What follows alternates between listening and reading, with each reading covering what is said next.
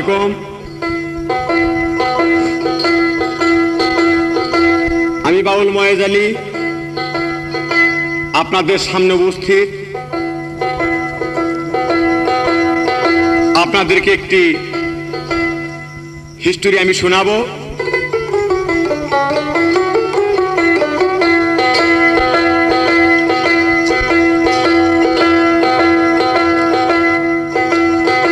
আচ্ছা, ঘটনাটা হিন্দুস্থানে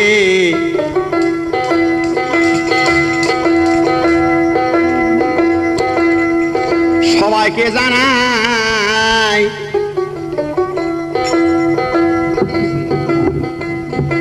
সেখানে আবেদ আলী নামে গরিব একজন লোক ছিল রে ভাই।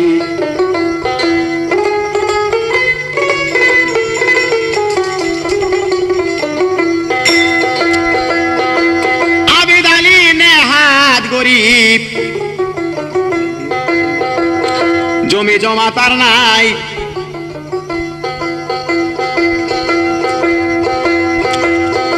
পরের বাড়ি কাজ করিয়া তার সংসারটাকে চালায়।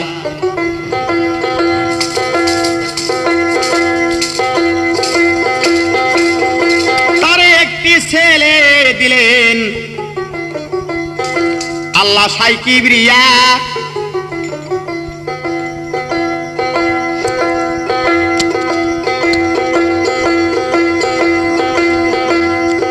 ছেলে এই জগতে আসলেন সোনার বর্ণ রূপ নিয়া। গরিবেরও ঘরে গোজান আকাশের সূরজ গেল নামিয়া। বাপ মায়ে হইল খুশি গো, আবার সেই ছেলেকে পাইয়া গো।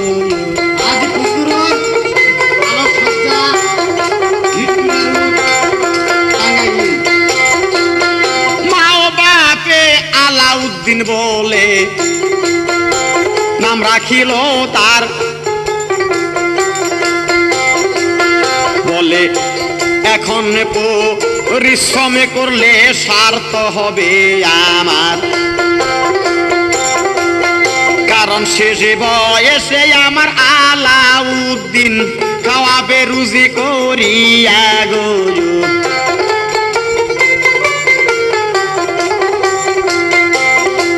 শেষে বয়সে আমার আলাউদ্দিন গো আমায় খাওয়াবে রুজি করিয়া গো।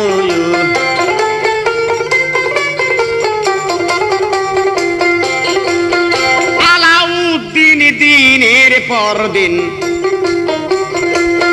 বড় হইতে লাগিল। গ্রামের অনেক লোকে আবেদ আলীকে কিশোর যুক্তি দিল। তুমি ভাই গরিব মানুষ, এই জগতের উপরে স্কুলেতে দিয়া যদি গো পড়াইতে তুমি পারো ওই পোলারে গো।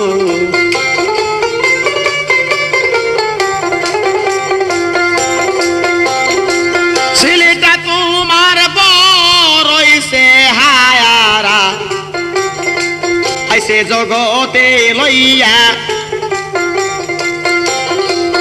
হয়তো কিছু লেখা পড়ারে করলে ওর চাকরি যাবে হইয়া।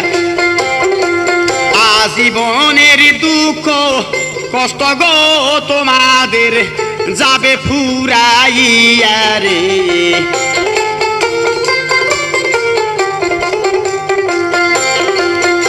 প্রতিবেশীর কথায় আবেদ আলী ছেলেটারে নিয়া স্কুলেতে ভর্তি করে দিল লেখাপড়ার লাগিয়া। আমি যত করি গো দুঃখ এই জগতে আসিয়া, ছেলেটা মানুষ করতে পারলে গো সকল দুঃখ যাবে যে মুছিয়া রে।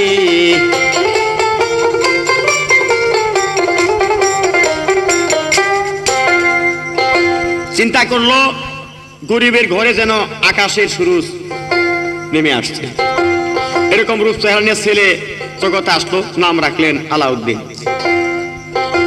আস্তে আস্তে যখন 27 বছর বয়স হলো, গ্রামের প্রতিবেশী বলতে লাগলো, আবেদ আলী ভাই, তোমার ছেলেটা যে সুন্দর দেখতে শুনতে বা কথায় বার্তা আচার ব্যবহারে, ওকে স্কুলে দাও। শুধু ছেলেটা লেখাপড়া করে মানুষ করতে পারো, তোমার পরিশ্রম সার্থক হবে।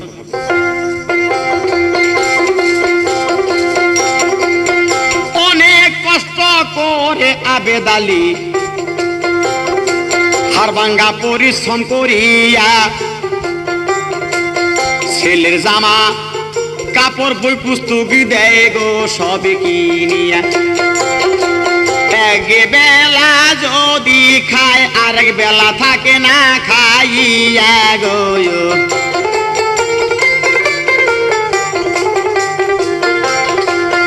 এইভাবে দিনের পর দিন যাইতেছে চলিয়া, আস্তে আস্তে ছেলে পড়ায় উন্নত গেল হইয়া। মেট্রিক পরীক্ষার সময় হলো, দেখেন একটু ভাবিয়া ফর্ম ফিল আপ করবে খুঁজতে লাগলো গো আবেদ আলী, টাকারও লাগিয়া গো।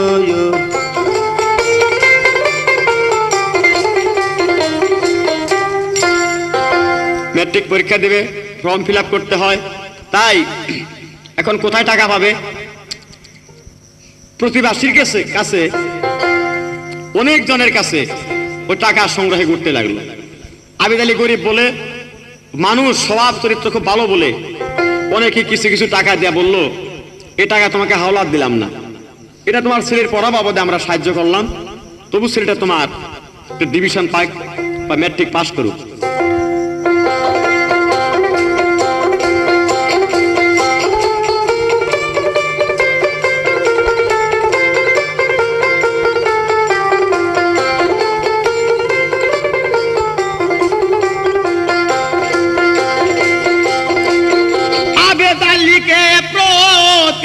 প্রতিবাসীরা সাহায্য গেল করে, ফর্ম ফিল আপ করলো, তখন পরীক্ষা দিবে। ম্যাট্রিক পরীক্ষার সময় মতো পরীক্ষা দিল গিয়া, 3 মাস পরে রেজাল্ট গো আবার বাহির হয় আসিয়া গো।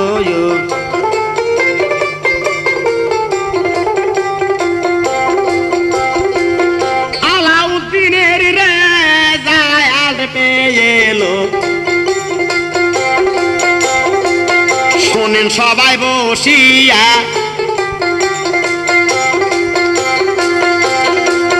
সেকেন্ড ডিভিশন পেয়েছেন আলাউদ্দিন পরীক্ষা দিয়া। বাপ মা আয়ে শুই না খুশি গো, ছেলে আমার পাশ গেছে করিয়া গো।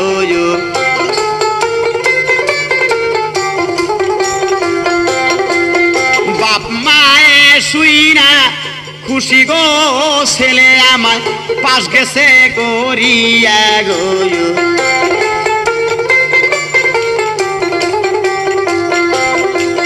ম্যাট্রিক পাস করার পরে আবেদ আলীর সামর্থ্য নাই, তাই এখন ছেলেটা তার কেমনে কলেজে যায়। আলাউদ্দিনের কলেজে পড়ার কপাল না হইল আসিয়া রে।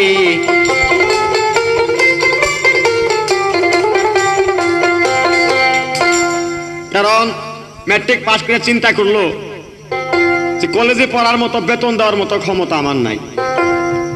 এতদিন কষ্ট করে বাবা যা কিছু পড়াইছে, বাবাও তো আমার জন্য হাড় ভাঙ্গা খাটুনি খেটে দিনের পর দিন খেটে বাবা শেষ হয়ে গেছে।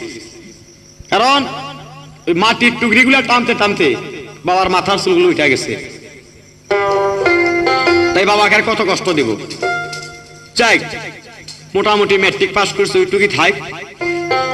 ছোটখাটোর মধ্যে টুকটাক একটু চাকরি টাকরি পেলে তাহলে আমার বাপ মাকে আমি সুখ রাখতে পারতাম।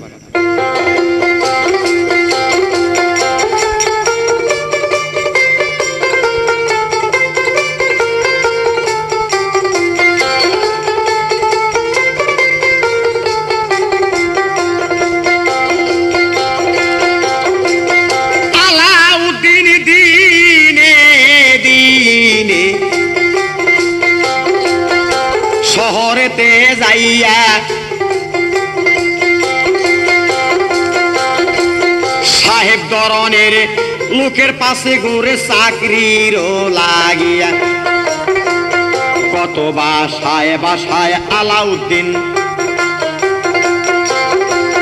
বেড়ায় যে ঘুরিয়া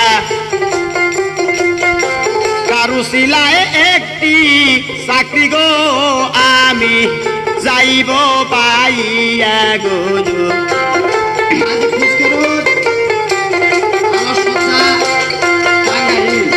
কারুশিলায় একটি চাকরি গো আমি যাব যে পাইয়া গো।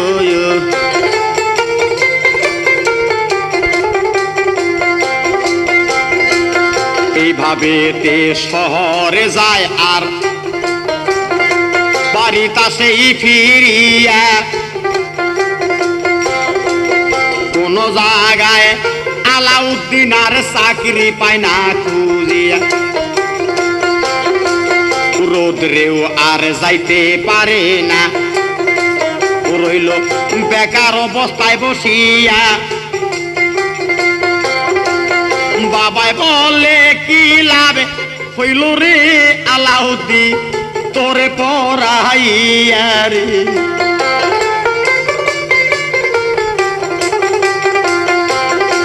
বাবাই বলে কি লাভ হইল রে আলাউদ্দিন তোমারই পড়াইয়া রে।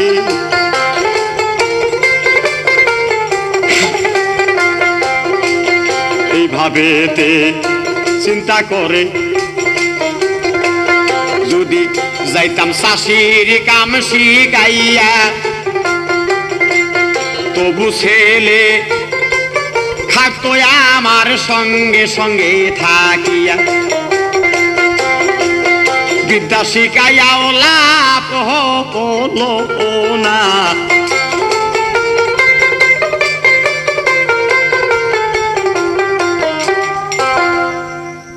আবেদ আলী চিন্তা করে এত কষ্টের পর ছেলেকে শিক্ষা বিধান দেওয়াইলাম সাহায্য করে কত পরিশ্রম করে, তবু কাজ হইল না। কারণ ম্যাট্রিক পাস করে ছেলে বেকার অবস্থায় বসে রইল, আমার পরিশ্রমের কোনো দাম হইল না, আমার হাড় ভাঙা খাটুনি কোনো কাজই হইল না। এখন ছেলের উপরে সবসময় অসন্তুষ্ট থাকে, তাইলে তোকে লেখাপড়া শিখাইলাম, একটা কাজ কর, যে কোনো একটা কাজ করে কিছু পয়সা রোজগার করে সংসারটা চালা। আমি তো একা এখন কুলাইতে পারতেছি না। আমি একা যা কিছু কাজ করি 10 টাকা কাজ করলে আমার 15 টাকা খরচ, কি করে চলবে?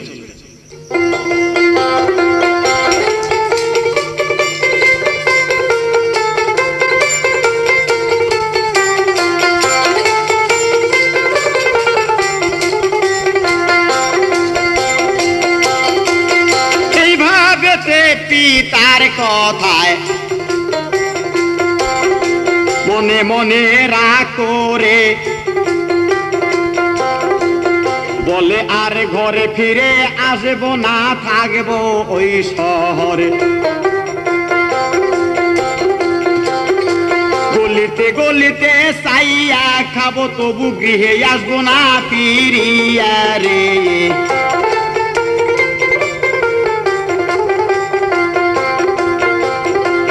শহরে একটা বন্ধু লোকের সাথে আলাউদ্দিন আলাদা করিয়া টুকটাক একটা চাকরি বন্ধু আমারে দেন লইয়া। বন্ধু বলে ওই বাসাতে আপনি যান চলিয়া।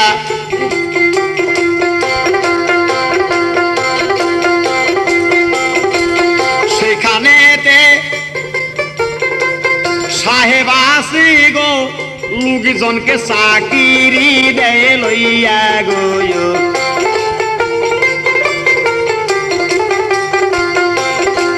ওই বাসাতে এক সাহেব আসি গো লোকজনকে চাকরি দেয় লইয়া গো।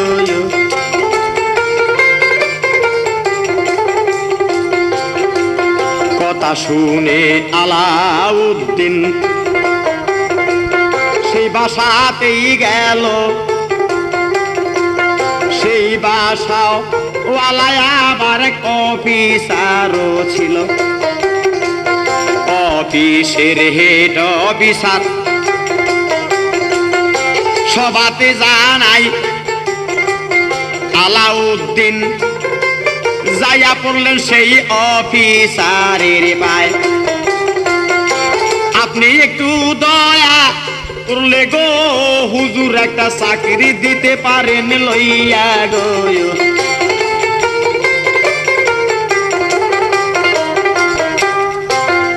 হুজুর আপনারা বড় লোক, তাছাড়া শুনলাম আপনি নাকি একটা হেড অফিসার, আপনি দয়া করলে অদমের একটা চাকরি হয়। আমি নেহাত গরিব লোকের সন্তান, আমার বাবা হাড় ভাঙ্গা পরিশ্রম করে চাকরি রুজি করে, যদি আমরা এক সন্ধ্যা খেয়ে আর সন্ধ্যা অনাহারে কাটাই। অনেকদিন যাবার শহরে ঘুরতেছি, কোথাও চাকরি পাই না। তো আর শুনলাম আমার এক বন্ধু বলল আপনার দ্বারায় নাকি অনেক লোকের চাকরি হয়, আপনার হাতে এরকম ক্ষমতা আছে, আমাকে ছোট্ট একটা চাকরি নিয়ে দেন। বলো তুমি কি পর্যন্ত লেখাপড়া জানো? বলো আমি কিছুদিন হয় ম্যাট্রিক পাস করেছি। ও ম্যাট্রিক পাস কোন ছাত্ররা আমার কাছে চাকরি নেই, তেমন ছোট চাকরি আমার কাছে নেই। এখন বর্তমান যুগে ম্যাট্রিক পাস ছেলে তো কোনো তেমন দামই নেই। আইএ বিএ পাস করে কত ঘরে বসে রয়েছে, আর তো সামান্য লেখাপড়া তুমি।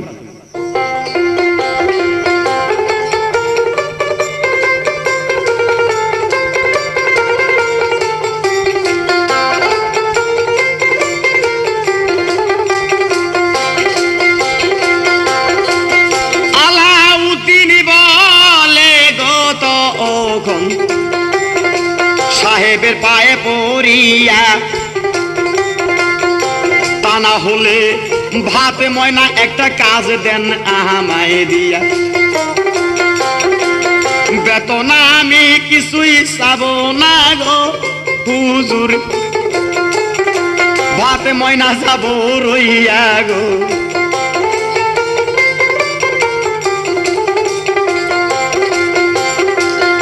আমি এরকম মনে মনে একটা দুঃখ গেছি করিয়া,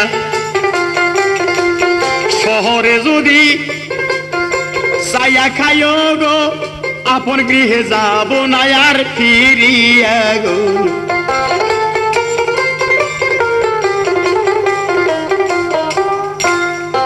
আচ্ছা হুজুর, আমি তো অল্প লেখাপড়া জানি, ম্যাট্রিক পাস, আমার তেমন চাকরি নিয়েছে হুজুর, এমন হইতে পারে না।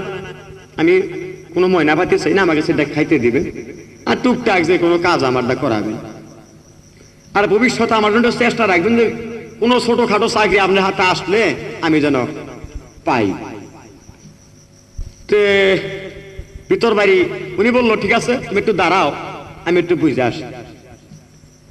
আমদরে যাইয়া অফিসারের বিবির সাথে পরামর্শ করলো কি করা যায়। বড় মেয়েটা কলেজে যায়, তাইলে একটা তদবিরের লোকের দরকার। দেখ ছেলেটা একদম ভাত মানে থাকতে চায়, ময়নাবাতি কিছু চায় না, শুধু সেটা ভাত দিলেই ও থাকবে। তাহলে তাই যদি হয় ওদের টুকটাক কাজও করান যাব, কোন সময় পরিশ্রমের কাজও করান যাব, বেগাইটা কাজ। তাইলে মেয়ে যে কলেজে যায় খাতাটা ওই ছেলে হাতে করে নিবে, মাইয়া খালি হাতে যাবে আর আসবে, ওই ছেলে মেয়ের খাতা নিয়ে যাবে। খাতা নিয়ে যাইয়া ওই বারিন্দায় বসে থাকবে, মেয়ে আবার ক্লাস করে যখন বাইরে আসবে, ওই বারিন্দায় আসলে ওই ছেলে খাতাটা থাবড়াতে নিয়ে বাড়িতে আসবে। মেয়ের জন্য একটা গোলাম।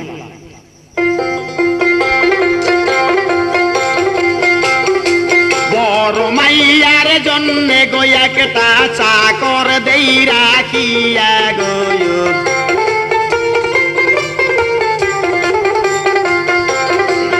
বিবি বড় মাইয়ার জন্য আজ একটা চাকর দেই রাখিয়া গয়।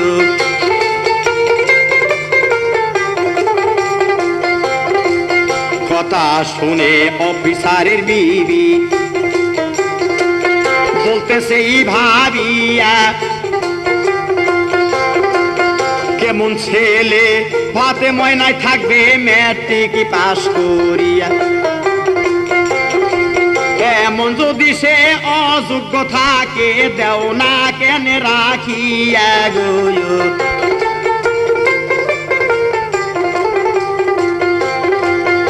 অফিসার কই গরিবের সন্তান খানায় গেছে মরিয়া, সোনার বর্ণ চেহারা ছেলেটার গিয়াছি শুকাইয়া, খানারও অভাবে ছেলে গো আমার বাড়ি থাকতে চায় আসিয়া গো।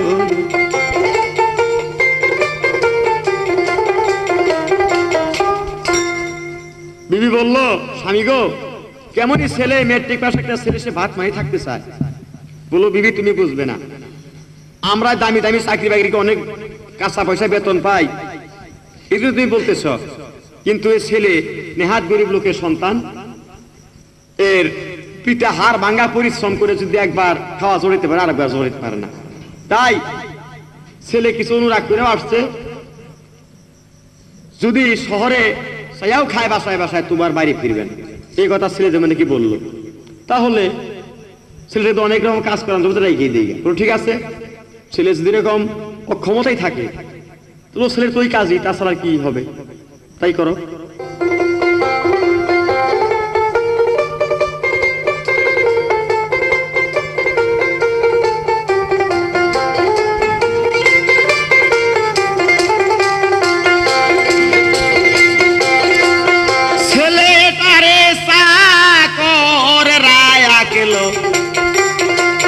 তাহার মায়াটার লাগিয়া মায়া যে কলেজে যাবে ছেলে খাতা যাবে লইয়া, খাতা নেওয়ার জন্য অফিসার গো মায়ার একটা চাকর দেয় রাখিয়া গো।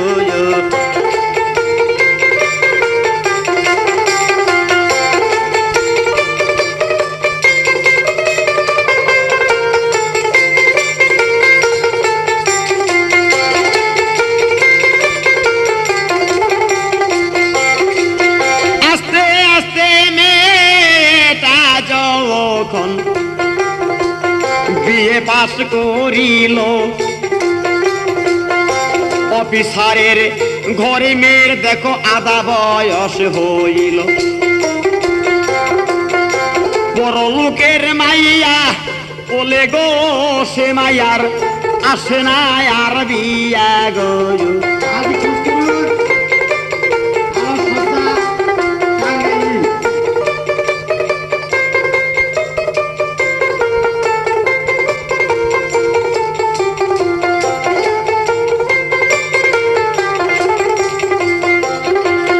এইভাবেতে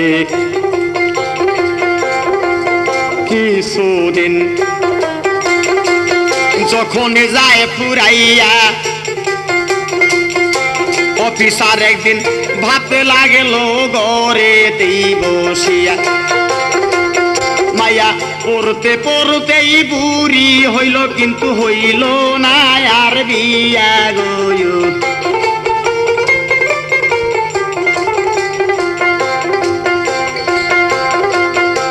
ঘরের বিবির সাথে গোয়ে একদিন আলাপ যায় করিয়া, মায়াটা ঘরেই দেখি বুড়ি গো গেল হইয়া,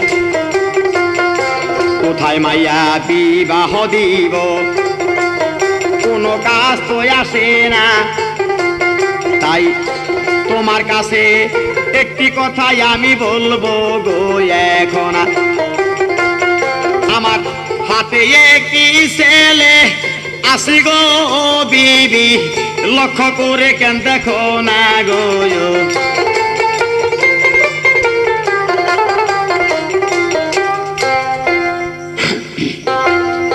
বিবি মাইয়া তো পড়াইতে পড়াইতে গড়ে বুড়ি হইল।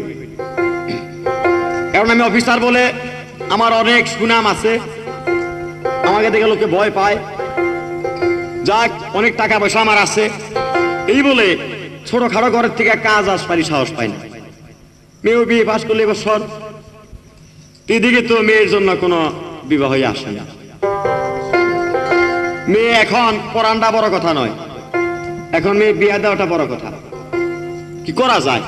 তো আমার হাতে একটা ছেলে আছে, তোমার পছন্দ হবে কিনা তা আমি জানি না, এই মনে মনে একটা চিন্তা করে রাখছি। তুমি কোন ছেলে কথা বলতেছো? আমি বলতেছি কি, যে ছেলেটা মেয়ের জন্য চাকর রাখছিলাম, ছেলেটা এত বছর ধরে আমার এখানে রয়েছে, স্বভাব চরিত্রটা এত সুন্দর, নম্র মেজাজ, কথাবার্তা আচার ব্যবহারে সুন্দর মানুষ, কিন্তু গরিবের ছেলে বলে ওর কোনো যত্ন নেই। তাই আমি ভাবছিলাম কি, ওই ছেলের সাথে আমাদের মেয়ের বিয়ে হয়ে যায়। কথা শুনে বয়লে মায়ার বাবাকে ডাকিয়া, বিয়ে পাশে মাইয়া মেট্রিক পাশে ছেলের কাছে দিবে বিয়া। সমাজে তুমি মুখ বাহির গো, আবার করবে কেমন করিয়া গো।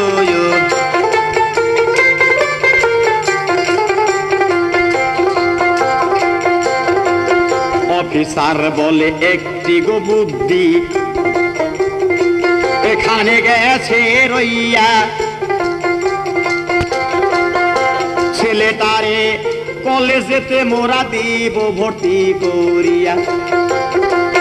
ছেলে লেখা পড়া করতে করতে যখন এমএ যাবে পাশ করিয়া গো,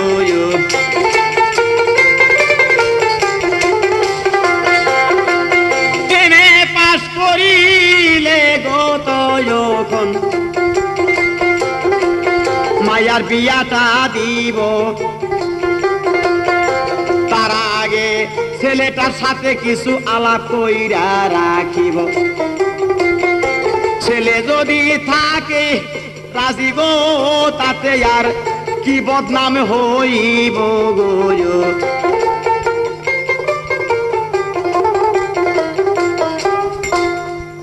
বিবি গো, তুমি যে কথা বলতেছ এর মাঝখানে একটা বুদ্ধি রয়ে গেছে।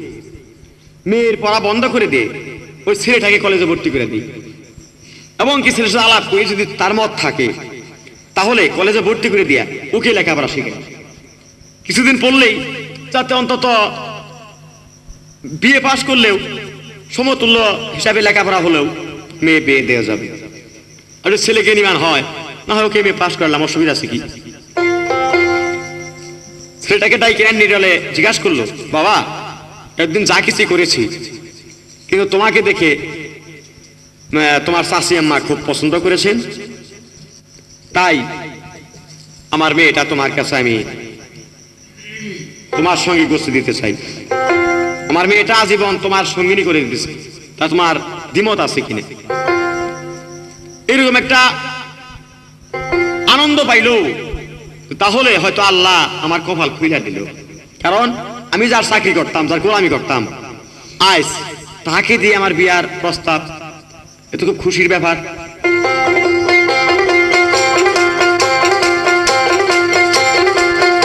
আপনারা যাহা কিছু করেন আমি রাজি গেলাম রইয়া গো।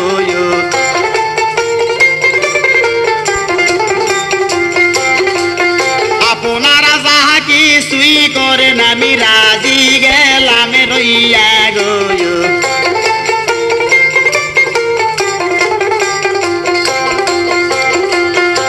পরের দিনই ছেলেটা নিয়া কলেজে ভর্তি করিল,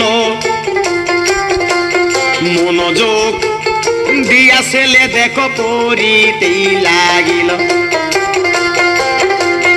এদিকে আবেদ আলী আর ছেলে পায় না খুঁজিয়া গো।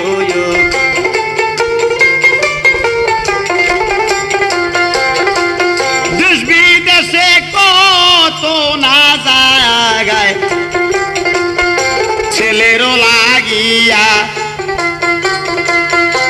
ধারে ধারে করে আবেদ গো যেমন পাগলের বেশি ধরিয়া গো। আজি খুশকুর আলো সস্তা টাঙ্গাই দাঁড়ে দাঁড়ে ঘুরে আবেদ গো দেখো পাগলের বেশি ধরিয়া গো।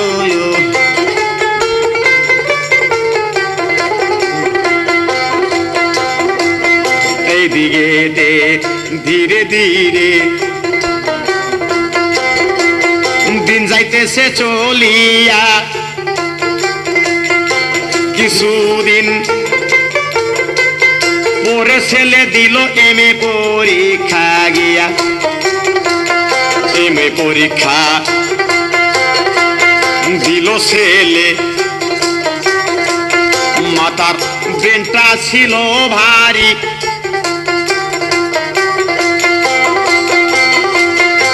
পরীক্ষার রেজাল্ট বাহির হলো গো, দেখে ফার্স্ট ডিভিশন গেছে পাস করি গো।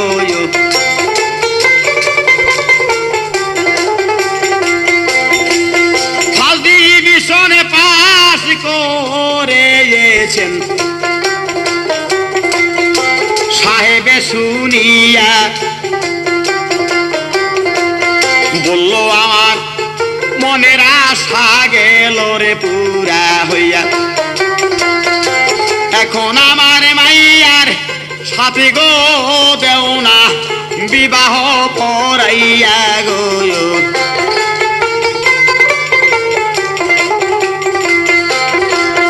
মাইয়ার সাথে সবাই মিলে বিবাহ করাইয়া দিল। মায়ার জামাই থাকার জন্য একটা বিল্ডিং ছেড়ে দিল। আজ হইতে 3 তলা বিল্ডিং দিলাম গো সারিয়া রে।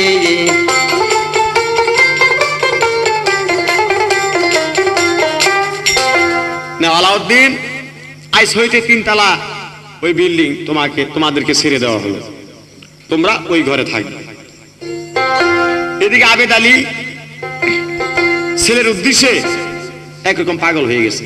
শহরে বন্দর এখানে সেখানে অনেক দেশের সঙ্গে ঘুরতেছে, কিন্তু কোথাও ওই ছেলে আর পায় না।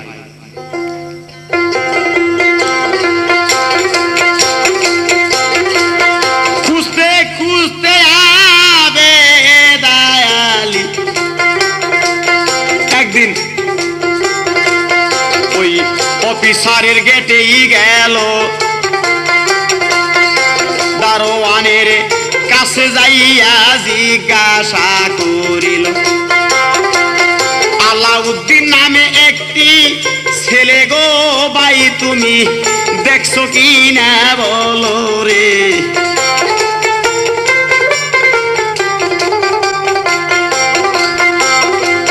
দারোয়ানে কয় শোনো মিয়া, তোমারে জানাই সে আলাউদ্দিন বর্তমানে এখন অফিসারের মেয়ের জামাই। শুনতেছি অফিসারি চাকরিটা নাকি সে জামাইকে দিবে দিয়া গো।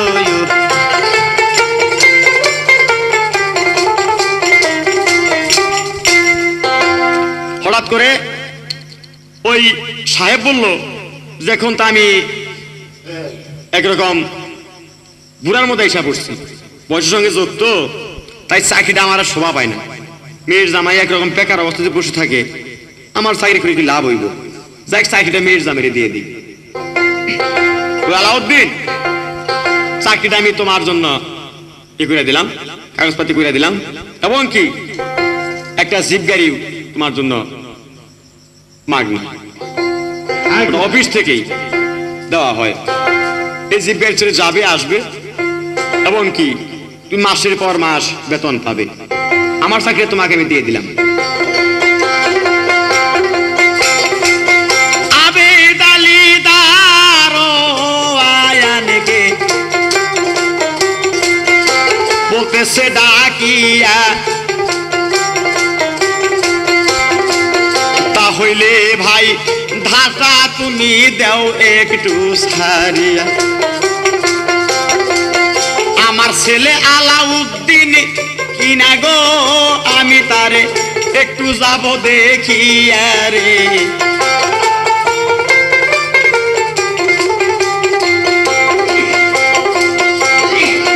দারোয়ান বলে, ওরে বেটা তোমারে যাই কইয়া, পরনে তোমার সিরা লুঙ্গি সিরা গামছা কান্দে লইয়া, তুমি আলাউদ্দিনকে দাবি করিতেছ আবার সন্তান বলিয়া রে।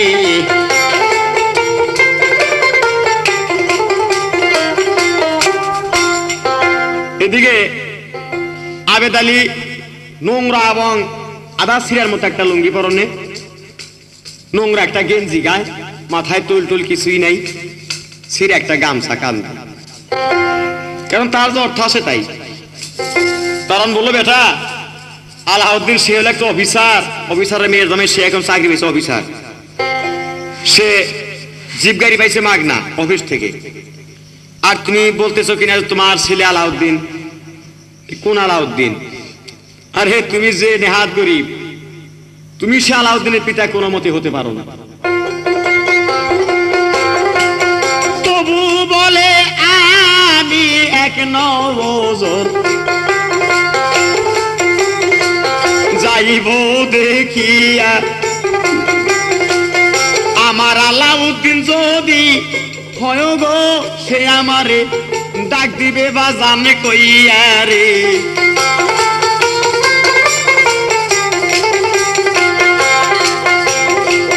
দারোয়ান ধার ছেড়ে গো দিল,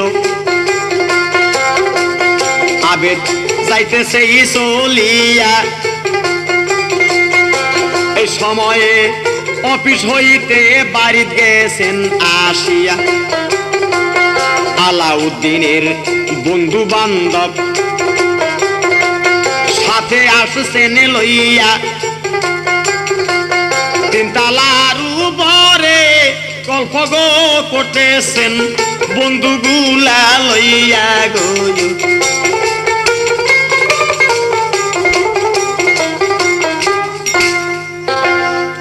অফিস থেকে উনি বাড়িতে আসছেন এবং ওনার গাড়িতে কয়েকজন বন্ধু বান্ধব আসছেন। তিনতলার উপরে ওনারা বেশ বন্ধু বান্ধবে বেশ হাসাহাসি হইতেছে, আলাপ আলোচনা হইতেছে। এর মধ্যে ওই যে আবেদ আলী ও সিঁড়ি বেয়ে তিনতলার দিকে উঠতেছে।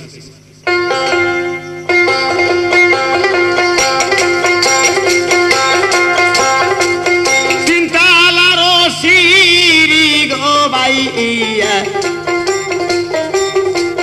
যখন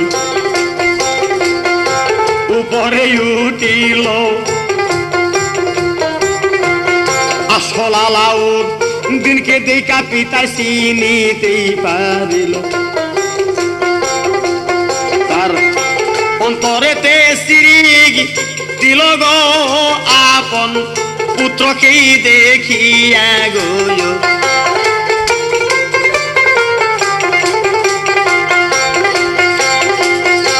তখন আবার বাবা এ বড় মনে মনে খুশি হইয়া ছেলেরে ডাক দিল বাজানো বলিয়া। আমি আইসি বাজান তোমায় দেখতে,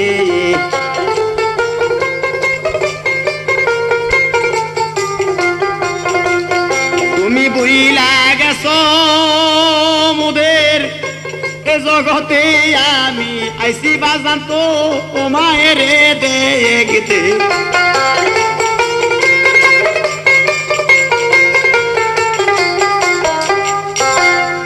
নিজের ছেলে দেখলো যে অফিসারি পোশাক পাতি পরনে চিন্তা করলো হায় হায় আমার ছেলে তো বড় লোক হয়ে গেছে বড় লোক হয়েছে বিলাই ছেলে হয়তো মনে মনে ঘৃণাবোধ করে হয়তো আমার বাড়িতে আর যায় না আর হয়তো যাওয়ারও দেয় না চাই তো বলো বাবা অনেক দিন হয় আমি তোমাকে দেখি না তাই তোমাকে দেখার জন্য আমি আইছি অথচ আলাউদ্দিন পিতাকে দেখে চিনতে পারলো পিতা আমার সেই জনতা পিতা চিন্তা করলো যে সমস্ত বন্ধু বান্ধব আমার এখানে রয়েছেন যদি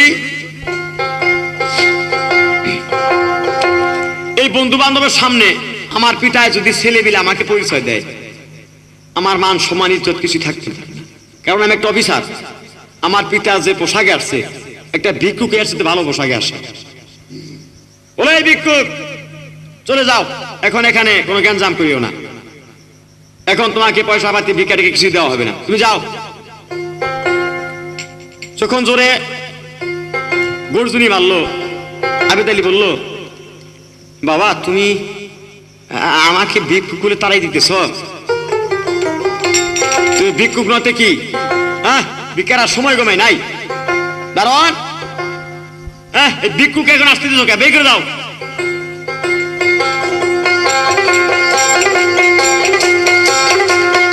আবেদ আলীর হৃদয়টা তো বড় কান্দিয়া উঠিল সারা জন্মের পরিশ্রম আমার ব্যথায় চলে গেল বড় লোকে হইয়া সজ বলে তোর পিতাকে গেলি বলে রে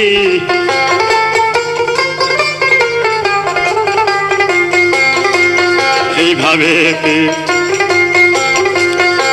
আবেদ আলী আবারও দাঁড়াইয়া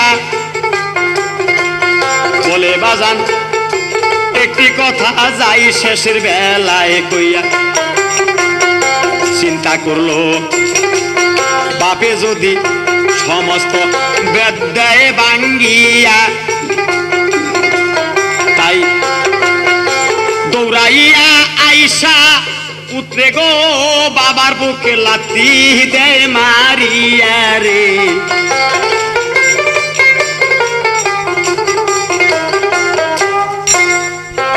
বলো বাবা আমাকে ভিক্ষুক বলে তুমি তারাই দিতেছ যাই আমি এখানে থাকার জন্য আসিনি তবে তুই একটা কথা কে আমি চলে যাচ্ছি চিন্তা করলো যে আমার বন্দুকের মোকাবিলা ও তো সমস্ত ব্যাট ফাঁক করে ফেলাবো তখন বাস করলে খুব অনুরাগে পাপের বুকে আমাকে লাথি ফেল বুকের মধ্যে যখন ওই ছেলে একটা লাথি বিশাল মারিয়া সিঁড়ির মধ্যে আবেদ আলী রে তখন এলো যে পড়িয়া রে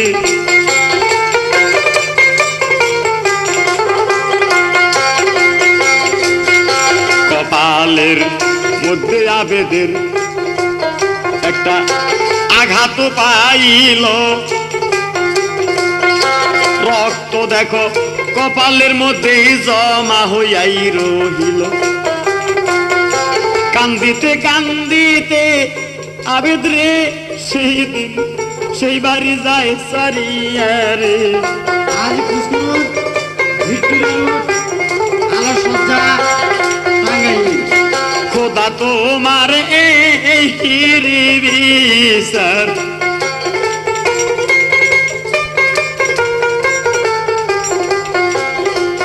ব্যথায় গেল খোদা দুঃখ আমার খোদা তোমার এই বিচার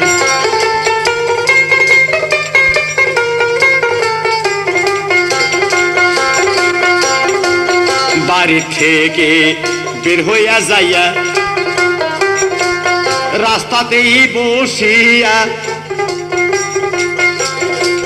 যার যার হতে যার যার হয়ে কানতে লাগলো লাঠির কথা ভাবিয়া ছেলে হইয়া মোরে মারলি রে লাঠি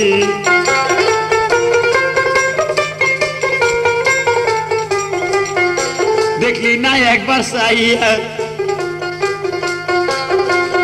এই আবেদ আলী তোর করছাল মানুষ রে একালে একদিন কত কষ্ট করিয়া রে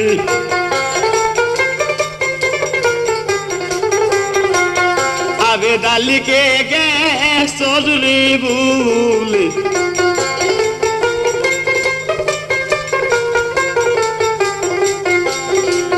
দুইটা হাত উঠাইয়া আবেদ আলী একটা ফরিয়াদে গেল করে ছেলে হইয়া লাঠি মারলো আমার বুকেতে আমি দোয়া করলাম মরে যেন বসন্ত রোগ হইয়া রে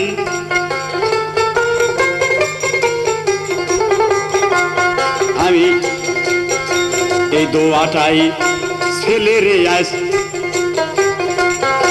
গেলাম গো করিয়া বসন্ত রোগ যে যেন ওরে ধরে আকড়াইয়া অভিশাপে করিয়া গো পিতায় বাড়ি গেল চলিয়া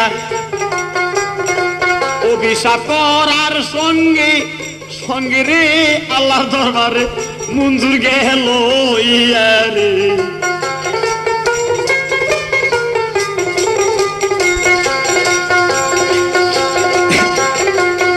আবেদ আলী বাড়িতে গেল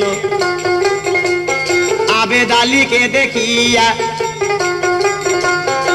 বিবি বলে ছেলে সন্তান কি পেয়েছ খুঁজিয়া বলে ছেলেটারে পেয়েছিলাম গো কিন্তু ছেলে গিয়াছে মরিয়া গো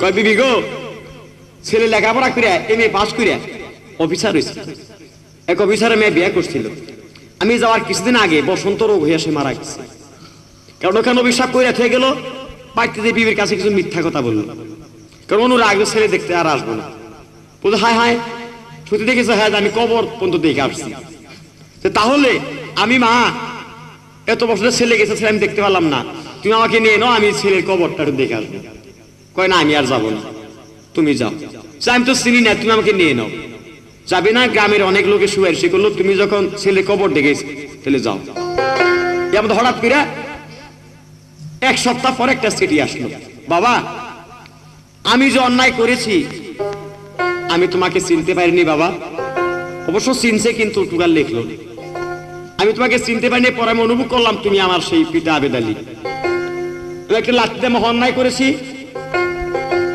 তুমি আমাকে ক্ষমা করো আমার বসন্ত রোগ হয়েছে আমার যে ঘরের বিবি সে আমাকে ছেড়ে চলে গেছে কাজের লোক রেখে দিয়েছে আমাকে দেখাশোনা করার জন্য আবেদ আলীর বিবি সংবাদ গো পাইল বাড়িতেই বসিয়া রে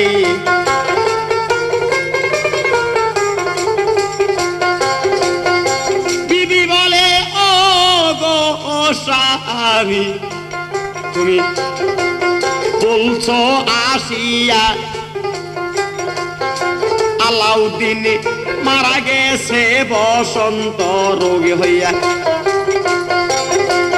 মরে নাই বলিয়া ছেলে আমার পত্র দিছে লিখিয়া গো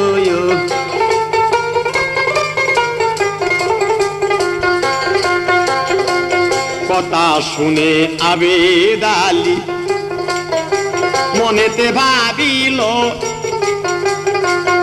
আমি যাহা দোয়া করেছি আল্লাহ কবুল করিল সত্যি তাহলে ছেলে শরীরে গেছে বসন্ত উঠিয়া রে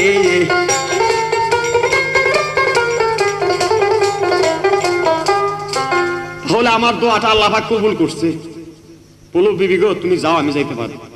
কেন? তুমি তো বলছো যে মইরা গেছে গা, কিন্তু আসলে মরে নাই। তার গুটি বসন্ত উঠছে কথা সত্য, কিন্তু মরে নাই। যে কাজের লোকটা রাখছিল ওই মেয়েটাও গেছে গা। কয় তুই আর বড় রোগ, ইয়ার শরীর একরকম গইলা গেছে গা, আমি থাকি না। ওর যে ঘরের বউ সে বলতেছে না আমি অচিনা রোগ, এই আর কাছে আমি থাকবো না। শেষ পর্যন্ত অফিসার যুক্তি করছে এই যে এই অচিনা রোগ, হ্যাঁ, কোন লোকজন বাড়িতে আসে না, তাইলে এই আজ পরে কাল রাতে ওকে জীবিত অবস্থায় কোনো জায়গায় ফালাই দেন না, যাতে মইরা যায় না। এর মধ্যে প্রতিবাসী অনেক সুপারিশ করে এদেরকে পড়াই দিছে। মা এবং বাবা আরো প্রতিবাসী দিয়ে একজন গেছে।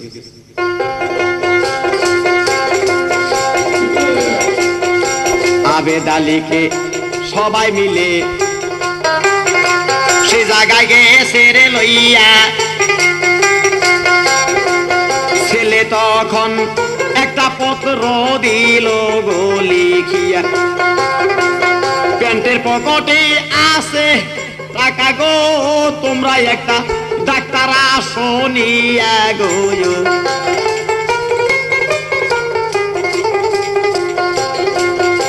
টাকা নিয়া আনলো রে ডাক্তার,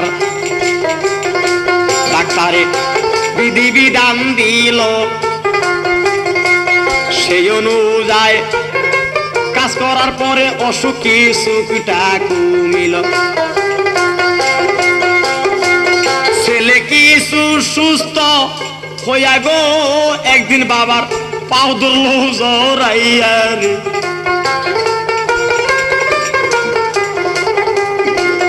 না জানিয়া প্রাণের গো বায়া যান, আমি লাঠি দিছিলাম তোমারে, তুমি কি ও বিষা বাজান করছিলা আমার?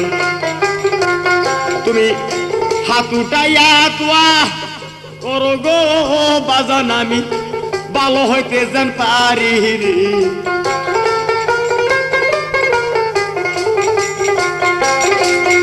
আবেদ আলী আবার ছেলের দিকে চাইয়া মায়া গেল রে হইয়া, তখন আবার আল্লাহর কাছে দোয়া করলো হাত উঠাইয়া। ছেলে নিজের ভুল স্বীকার করছে গো, ভালো করো আল্লাহ সাই কি বিরিয়া রে।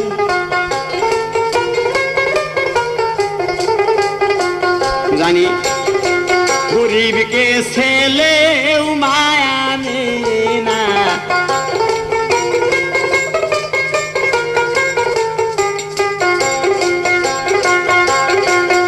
আবেদ আলী ছেলেটারে বাড়িতে গেল লইয়া।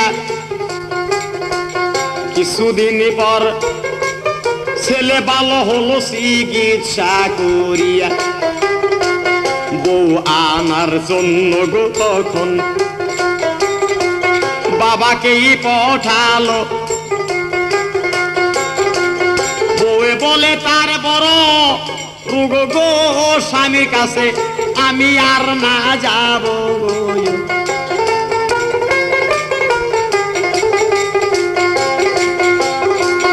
এইদিকে ছেলে দেখেন মামলা দায়ের করেছিল কোর্টেতে। মায়া যখন হাজির করিল, মুক্তারে যুক্তি দিল গো, তোমার বিবি তুমি নিও ধরিয়া গো।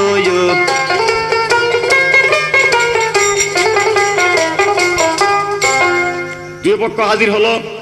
মায়াকে জিজ্ঞাসা করা হলো তুমি যাও না কেন স্বামীর বাড়ি? যে আমার স্বামীর অচিনা রোগ, আমি স্বামীর বাড়িতে যাবো না। স্বামীর কাছে জিজ্ঞাসা করলো কি তোমার কি ঠিকই অসুখ হয়েছিল? যে হ্যাঁ স্যার ঠিকই অসুখ হয়েছিল, কিন্তু সে অসুখ আমি ভালো হয়ে গেছি। অসুখ একদিন মানুষের হয়, আবার চিকিৎসা করে তা ভালো হয়। আমার দেখেন সুস্থ শরীর, এখন আমার দেহে কোনো নেই, অসুখ নেই। হাকিম কোনো কিছু না বলাতে, মুক্তারে ইশারা করাতে আলাউদ্দিন করলো কেউ আর বউ কোর্টের থেকে দৈরা নিয়ে গেল। বাড়িতে নিয়া কুইরা গয়রে বউকে রাখলো রে নিয়া। বলে আমার মা বাবাকে ঘরে নিবা হাত পা ধোয়াইয়া জানি মা বাবার দোয়া বড় দোয়া গো তারা যা কইবে এই মুখ দিয়া গো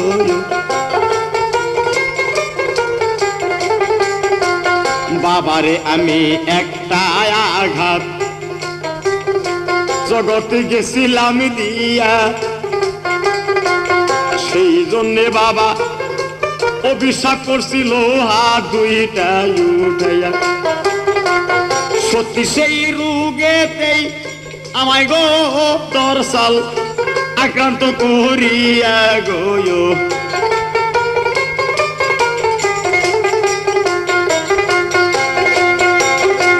মা বাপের দোয়া দেব রই কঠিন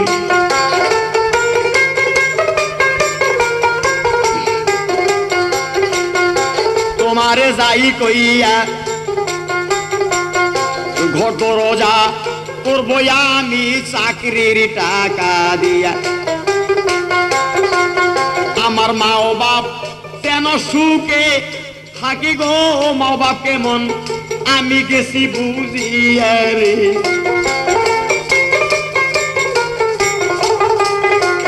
বাড়ি দিগিয়াও বাবার পায়ে পড়ে করতে সেই কান্দনা আমাকে মাপ দিবে কিনা বাবা তুমি কেন বলো না আমি বুঝতে না পারিয়া তোমায় দিশিয়া গাদি দিয়া আবেদালি বলি তখন গো আবার কান্দিয়া কান্দিয়া গো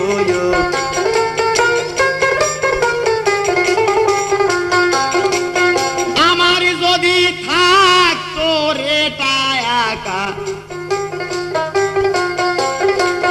লাঠি দিতে না মোরে গরিব হইয়াছি বলে রে লাঠিটিয়া দিশর বুকের উপরে রে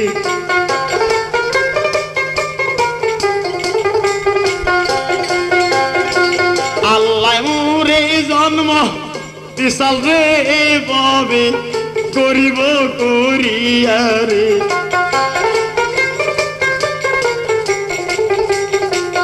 ভবে গরিবের কথা কেউ শুনে না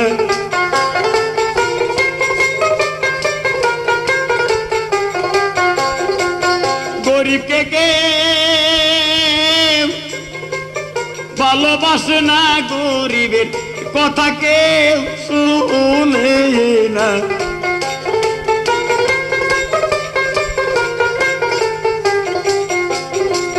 বাপ মায়ের হাতে পায় দৌড়ে ক্ষমা নিল রে চাইয়া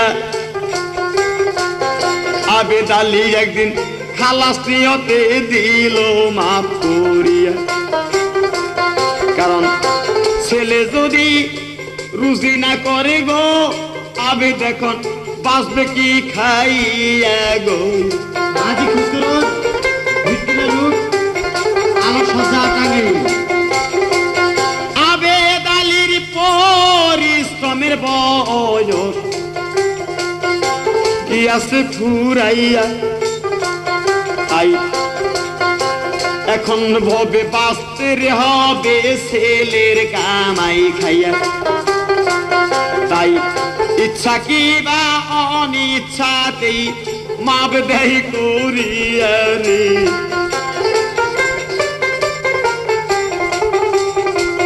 সেই বউটারে লইয়াই গো দেখেন সংসার করতে লাগিল বেতনেরও টাকা দিয়া ঘর দরজা করিল এই পর্যন্ত এই হিস্টোরি গেল ফুরাইয়া রে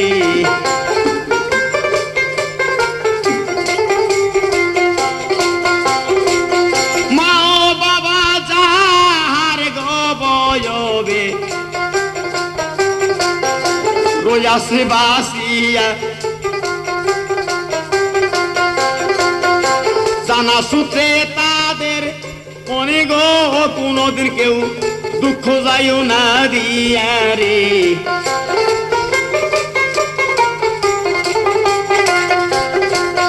বাপ মা মলে আর ফিরে পাবে না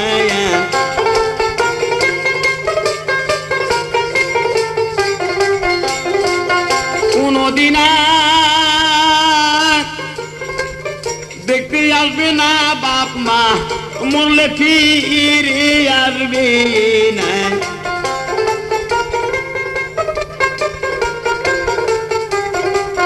এই পর্যন্ত গানটি আমি ইতি করে যাই বলে ত্রুটি থাকলে ক্ষমা করিবেন সবাই